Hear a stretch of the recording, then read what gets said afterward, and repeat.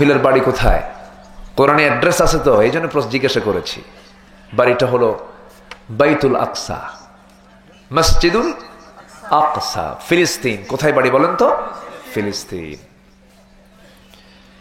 এই ফিলিস্তিনে তার বাড়ি ছিল। খুব দামি একজন মহিলা ছিলেন তিনি। আল্লাহ তাকে অনেক সম্মান দান করেছেন। বাবাও সম্ভ্রান্ত একজন ছিলেন। তার বাবার নামেও কোরআনে কারিমে একটা সূরার নাম আছে, সূরা আলে ইমরান।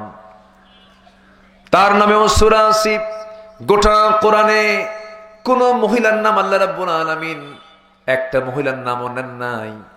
ইমরাতে ফিরাউন বলেছেন, ইমরাতে নূহ বলেছেন, ইমরাতে লূত বলেছেন, কিন্তু আল্লাহ রাব্বুল আলামিন শুধু একজন মহিলার নাম নিয়েছেন, তার নাম হলো মারিয়াম। আল্লাহ রাব্বুল আলামিন এই মহিলাকে অনেক সম্মান দান করেছেন। তার বাবার ব্যাপারে আল্লাহ রাব্বুল আলামিন বলেন, ইন্নাল্লাহা আসতাফা আদম ওয়া নূহা ওয়া আলা ইব্রাহিম ওয়া আলা ইমরান আলাল আলামিন যুররিয়াতান বা'দুহা মিন বা'দ।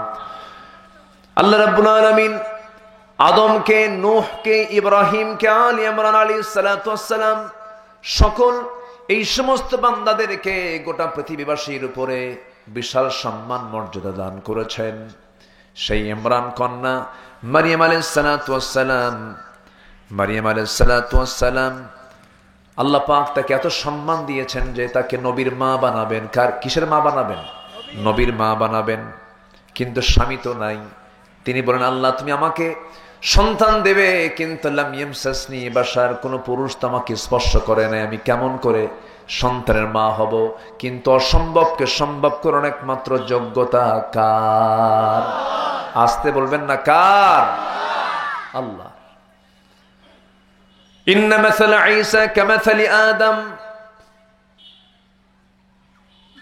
ঈসা আলাইহিস সালামের দৃষ্টান্ত হলো আদমের মতো। কার মতো? আদম আলাইহিস সালামের যেমন পিতার কোনো পরিচয় ছিল না, মায়ের কোনো পরিচয় ছিল না, কিন্তু এই পয়গম্বরের মার পরিচয় ছিল, কিন্তু বাবার কোনো পরিচয় ছিল না। কিন্তু এই সিদ্ধান্তটা কার? আসতে বলবেন না, কার? এই জায়গায় ইহুদিরা, খ্রিস্টানরা প্যাঁচ লাগায় দিয়েছে।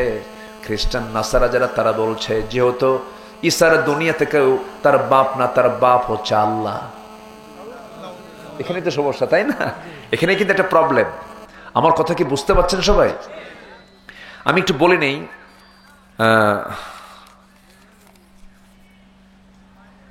আমরা নামাজটা হয়তো আজান দেবে, আর 10 মিনিটের মধ্যে হয়তো আজান দিয়ে ফেলবে। আজান দিলে কি দৌড় মারবো আমরা? আজকে দৌড় মারবো না, কিন্তু অন্য সময় দৌড় মারবো। কিন্তু এখন ওয়াজ হচ্ছে তো, কিন্তু আজান শুনলেই কি মারতে হয়? বলেন বলেন, কোথায়? মসজিদে দৌড় মারতে হয়। হাইয়া আলাস সালাত, দৌড় মারতে হবে। কিন্তু ইল্লা ব্যতীত আজকে আমরা এখানে নামাজ পড়বো। জোরে বলি ইনশাআল্লাহ। কেউ যাবেন না? আমরা সময় মতো শেষ করে দেব। হয়তো নামাজটা বড় জোর যদি 15টা মিনিট 20টা মিনিট যদি দেরি হয়, কষ্ট হবে? আমি একটু আগে উঠতে চেয়েছিলাম, কিন্তু আমি যখন আসি তখন দেখি এখানে 8 থেকে 10 জন মানুষ হবে, নাই বললেই চলে। তো ভাবলাম যে আমি একটু বসি, সবাই আসুক, এরপর আমরা নিরিবিলি উঠবো। তো যেহেতু একটু আসতে দেরি হয়েছে, শেষ হতে যদি একটু দেরি হয়, এই ধৈর্য আমাদের থাকবে তো ইনশাআল্লাহ? জোরে বলি ইনশাআল্লাহ। আল্লাহ কবুল করুন। জোরে বলি আমিন। সম্মানিত ভাইয়েরা, মাইকম্যান, এখানকার আওয়াজ কিন্তু আমি পাচ্ছি না, এই আওয়াজটা একটু বাড়ায় দেন, আমার কানের আওয়াজটা একটু বাড়ান। সম্মানিত ভাইয়েরা, মারিয়াম আলাইহিস সালাতু ওয়াস সালাম তিনি বলেন, আমার কেমনে সম্ভব? আল্লাহ তো তুমি আমাকে সন্তান দিবা, কিন্তু পুরুষ তো আমাকে স্পর্শ করোনি। কিন্তু অসম্ভবকে সম্ভব করার যোগ্যতা একমাত্র কার? আল্লাহ তাআলা। আমার বন্ধুগণ, আল্লাহ রাব্বুল আলামিন তাকে সন্তান দিয়ে দিলেন। অনেক লম্বা ব্যাখ্যা ছিল। ফেরেশতা এসে তার মুখ গহ্বরের ভিতরে একটা ফুৎকার মেরে দিলেন। মিন্স বন্ধ হলো, ঋতুস্রাব বন্ধ হলো, সন্তান পেটে চলে আসলো। 2 মাস, 3 মাস, 4 মাস চলে গেল। ওয়াকাফফালাহা জাকারিয়া, জাকারিয়া আলাইহিস সালাতু ওয়াস সালাম তার তত্ত্বাবধায়ক ছিলেন, তার দেখাশোনার দায়িত্ব তিনি পালন করতেন।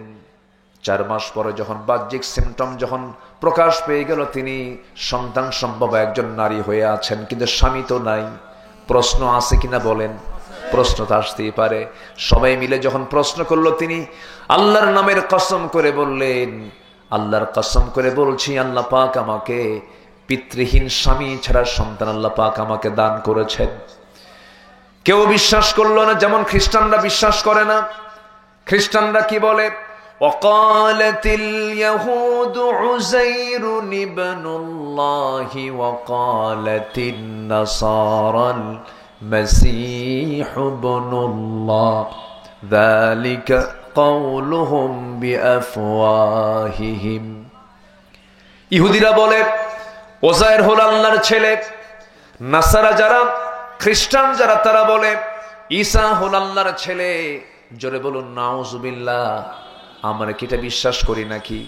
আমরা কি বলি? সবাই বলুন, আওয়াজ দিয়ে বলুন, কুল হুয়াল্লাহু আহাদ আল্লাহুস সামাদ লাম ইয়ালিদ ওয়া লাম ইউলাদ ওয়া লাম ইয়াকুল লাহু কুফুয়ান আহাদ। আল্লাহ এক, আল্লাহ স্বনির্ভর, আল্লাহ কাউকে জন্ম দেন নাই, কারো থেকে জন্ম হয়ে আসেন নাই, তার সমকক্ষ পৃথিবীতে আর দ্বিতীয় কেউ, আসতে বলবে না, দ্বিতীয় কেউ নাই। তাহলে খ্রিস্টানদের আকীদার সাথে, বিশ্বাসের সাথে আমাদের কোনো সম্পর্ক আছে? আত্মীয়তা? আত্মীয়তা নাই। আত্মীয়তা নাই। কে বলছে নাই? আত্মীয়তাও আছে। বিয়াই বাড়ি, বিয়াই বাড়ি। হ্যাঁ, ওরা বলে আমরা ইসলাম মানি, ওরা বলে আমরা ইসলাম মানি। ওয়ালা তানকিহুল মুশরিকাত হাত্তা ইউমিননা। কোন মুশরিকা নারীকে তোমরা বিয়ে করো না। কার হুকুম? আসতে বলবেন না, কার হুকুম? তাহলে আপনি যদি কোনো খ্রিস্টানকে বিয়ে করতে চান, তাহলে এই বিশ্বাস থেকে বের হয়ে আসতে হবে যে ঈসা আল্লাহর ছেলে নন। কি ঠিক কিনা বলেন? এই বিশ্বাস থেকে বের হয়ে আসতে হবে। এটিকে ছোটখাটো কোনো অপবাদ না, অনেক বড় অপবাদ। বলেন তো কার বিরুদ্ধে? আসতে বলবেন না, কার বিরুদ্ধে? আল্লাহর বিরুদ্ধে। তাহলে এত বড় অপবাদ যারা দিচ্ছে, আপনি তাকে বিয়ে করলেন, সে যদি মুসলমান হয়ে আসে কোনো প্রবলেম নাই, নো প্রবলেম, ভালো। কিন্তু আপনার বউ খ্রিস্টান, আপনি মুসলমান, বউ খ্রিস্টান থাকবে, স্বামী মুসলমান থাকবে, কি হবে বলেন তো? বাচ্চা কি হবে? কি যেন কইলো আমার, আমি বুঝিনি। ও ক্রস। হ্যাঁ, ক্রস।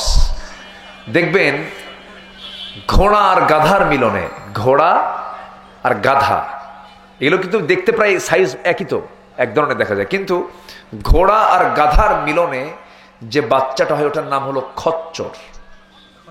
কি নাম? কি নাম? খচ্চর। খচ্চরও কিন্তু একটা, এই গাধা ঘোড়া খচ্চর একই, কিন্তু ওই গাধার ঘোড়ার যে মিলন হয়, এই মিলনে যে বাচ্চাটা হয় এটা হয় খচ্চর।